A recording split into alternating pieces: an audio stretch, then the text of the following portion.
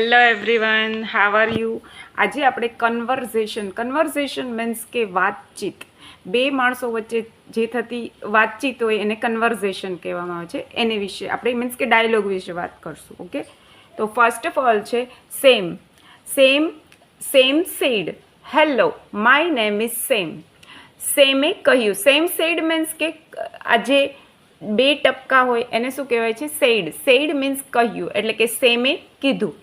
શું કીધું? Hello my name is Sam, કે ભાઈ મારું નામ છે સેમ છે.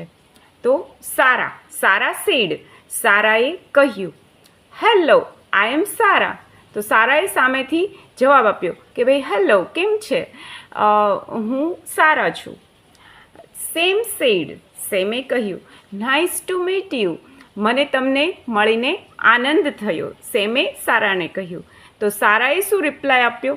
સારાએ કીધું કે nice to meet you too, મને પણ તમને મળીને આનંદ થયો.